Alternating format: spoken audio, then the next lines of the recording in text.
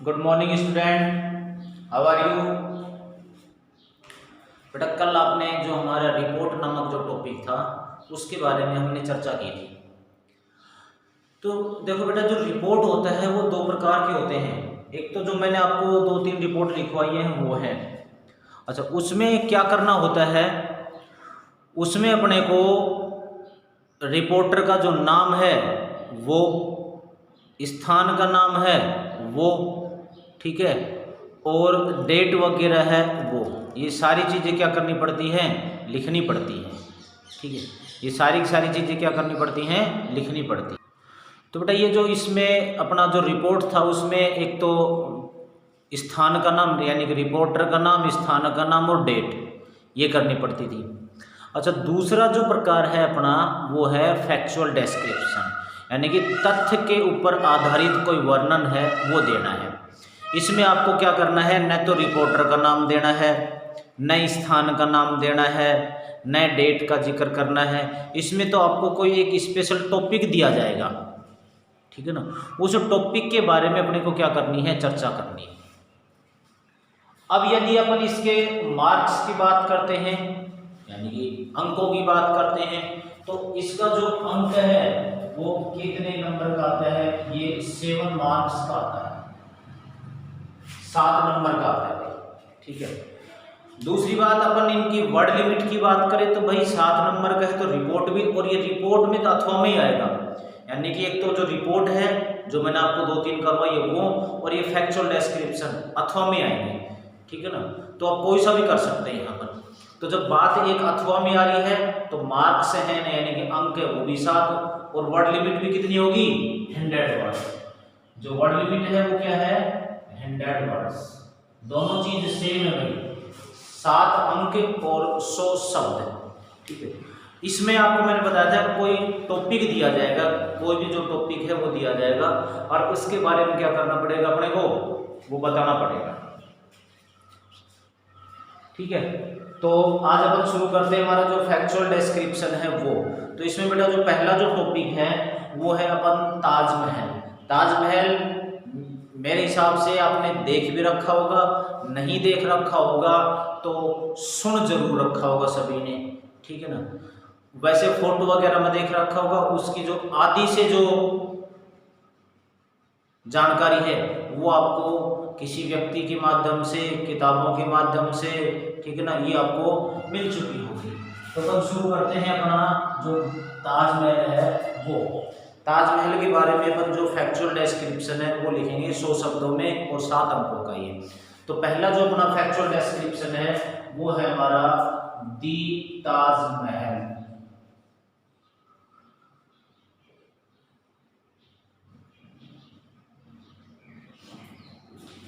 भाई ताजमहल है, इससे पहले दी का प्रयोग क्यों होगा इसके बारे में सुन लो, क्योंकि आपने 8वीं क्लास तक एक टॉपिक था अपना आर्टिकल, वो पढ़ा होगा। और आर्टिकल क्या चीज होती है,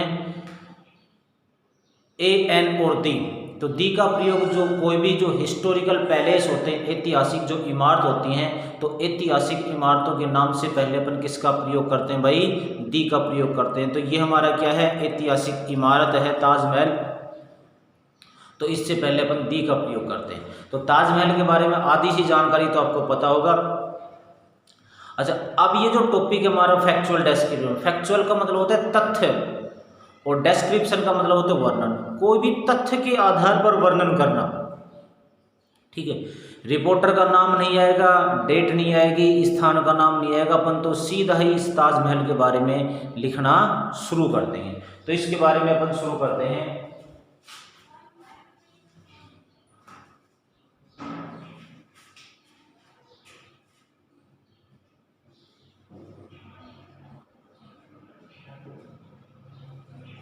The Taj Mahal is one of the most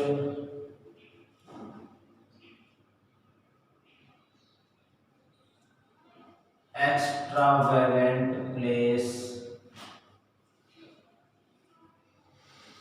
in the world historical palaces.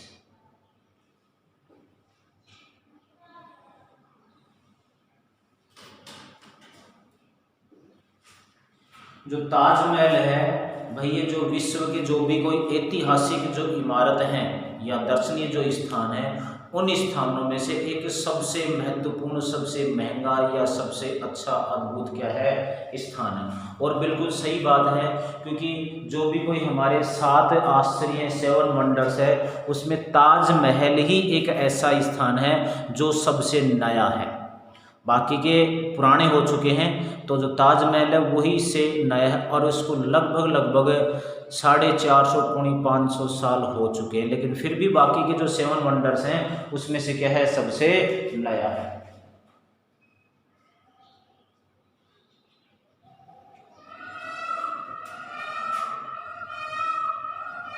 As a symbol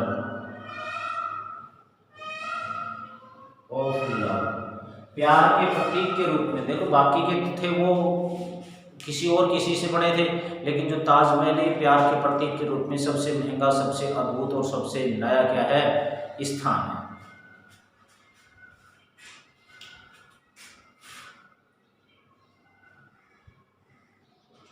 है। स्टैंडिंग एट द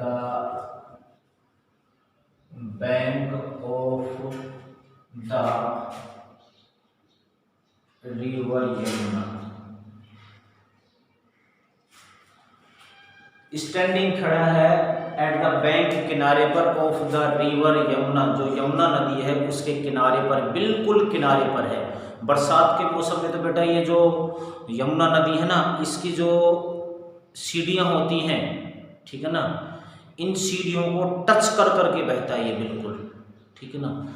बाकी टाइम में तो नदी कम उफान पर आती है तो इसके बिल्कुल थोड़ा दूर बहती है, लेकिन जैसे बारिश का मौसम शुरू होता है नदी अपने उफान पर होती है, तो यमुना नदी इसको जो सीढ़ियाँ होती हैं, स्टेप्स होती हैं, उसको टच कर करके बहती हैं।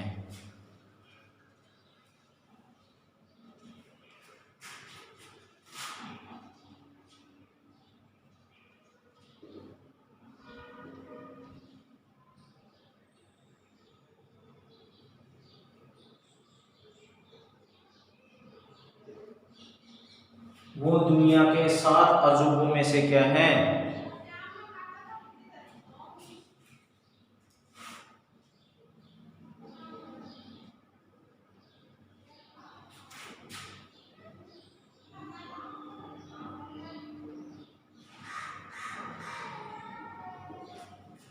वो दुनिया के 7 अजूबों में से शामिल है। Is one of the 7 wonders, वो दुनिया के 7 अजूबों से। ओवरलुक, उसको देखा जा सकता है, द आगराज रेड फोर्ट, आगरा का जो लाल किला है वहाँ से भी। भाई आगरा में भी एक लाल किला है, दिल्ली में भी है। आगरा का जो लाल किला था वो अकबर द्वारा बनाया गया था, ठीक है ना, और दिल्ली का जो लाल किला है वो शाहजहाँ द्वारा बनाया गया था। तो जो आगरा का जो लाल किला है, उस आगरा के लाल किले से भी इस ताजमहल को देखा जा सकता है।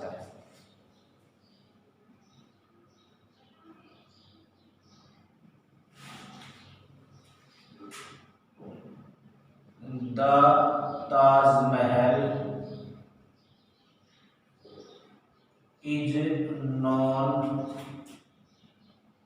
As the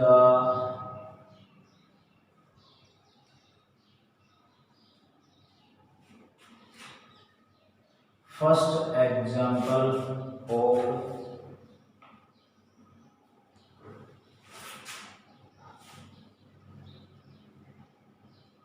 enchanting architect।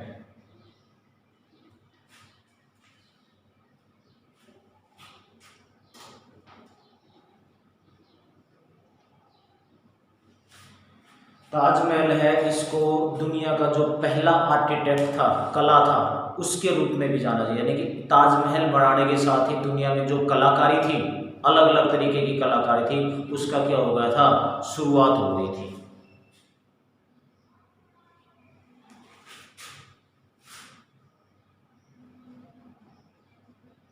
Completed in 1653, 1653 था, 1653 में बन करके ये क्या हो चुका था, कंप्लीट हो चुका था। और इसको कहते हैं बनाने में 20 साल लगे थे।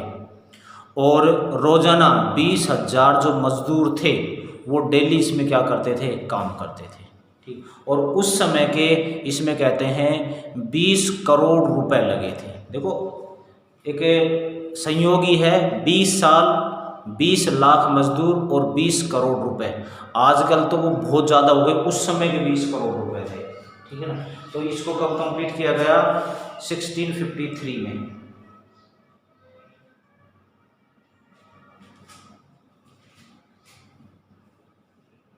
It was built by the Mughal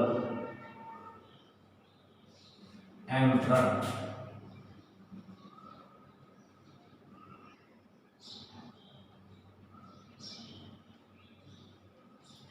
जो मुगल एम्परर था शाहजहां, उसके द्वारा इसको क्या किया गया था, बनाया गया था। In the memory of his beloved wife, उसकी जो सबसे जो प्रेमी या सबसे जो पसंदीदा जो पत्नी थी, उसकी याद में बनाया गया था। वो तो आप भी जानते हैं किसकी याद में बनाया गया था? मुमताज महल की याद में।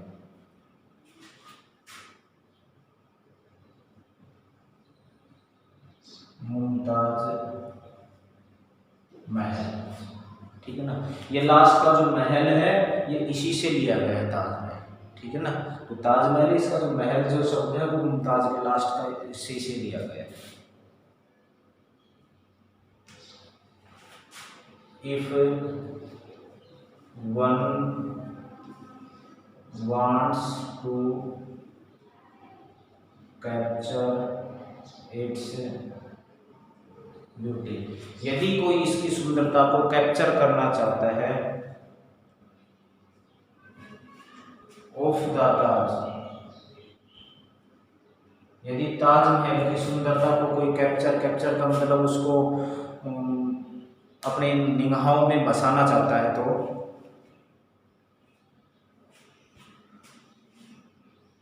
One should visit it at early dawn और डस्क,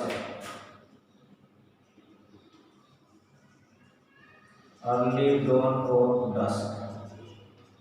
यदि इसकी जो बहुत ज़्यादा सुंदरता है उसको कैप्चर करना चाहता है, उसको खींचना चाहता है अपनी मेमोरी में, मोबाइल में, जो भी कैमरे वगैरह हैं उसमें, तो या तो जल्दी सुबह जाओ, और या फिर जो देर रात्रि होती है यानी कि दिन छिपने के बाद का जो समय होता है उसमें। तो डॉन का मतलब तो भाई जल्दी सुबह, डस्क का मतलब होता है वो दूरी बेला जिसको बोलते हैं दिन छिपने का बाद का समय। ये जो दो समय है, इस दो समय उनकी जो सुंदरता है वो बहुत ही सुंदर, और भी उसके सुंदरता में चार चांद लग जाते हैं।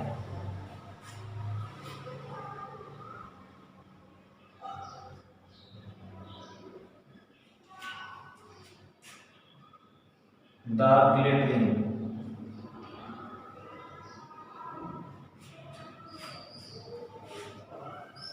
ताज इन द मूनलाइट, जो मूनलाइट है चंद्रमा की रोशनी है, इसमें जो चंद्रमा वो ताज है वो बहुत ज़्यादा खूबसूरत चमकता है।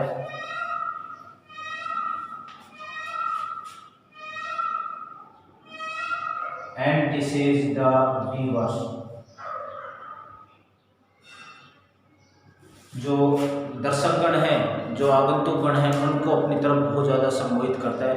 और इसकी सुंदरता को दिखाने के लिए रात्रि में तो जो यूपी गवर्नमेंट है उन्होंने इसको 24 घंटे खोलने का विचार कर लिया है। अब तो जैसे कोरोना काल चल रहा है, बीमारी का समय चल रहा है, अन्यथा ये नॉर्मल स्थिति होती है तो ये 24 घंटे खुला रहता है। पहले केवल ये दिन दिन भी खुला रहता था, लेकिन इसकी सुंदरता जैसे चांदनी जो रोशनी होती है, चांद की रोशनी होती है जिसको पूर्णमासी बोलते हैं या फुल मून बोलते हैं, उस समय इसकी जो सुंदरता होती है बहुत ज़्यादा बढ़ जाती है। तो इसलिए गवर्नमेंट ने ये डिसाइड किया इसको 24 घंटे खोलने का निश्चय कर लिया है।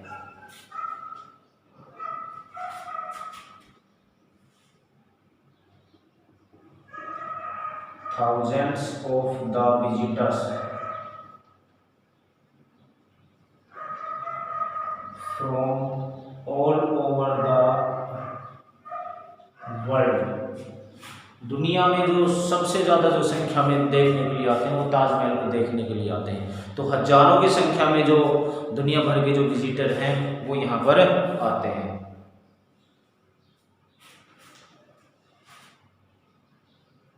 Come to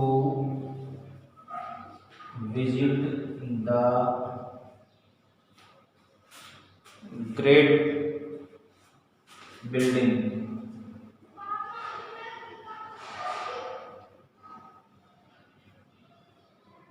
throughout the year. और हजारों की संख्या में जो विजिटर हैं, दुनिया भर के विजिटर, यानी भारत के दुनिया भर के विजिटर हैं, वो पूरी साल भर इस महान बिल्डिंग, इस बड़ी इमारत को देखने के लिए आते हैं। तो बेटा ये था हमारा ताजमहल का एक फैक्चुअल डिस्क्रिप्शन। ठीक भाई, ताजमहल है, इसका क्या था, फैक्चुअल डिस्क्रिप्शन था। देखो इसमें और जो रिपोर्ट है उसमें अंतर क्या है, इसमें और रिपोर्ट में अंतर क्या है कि रिपोर्ट थी उसमें अपने को रिपोर्टर का नाम, डेट और स्थान का नाम ये लिखना पड़ता था।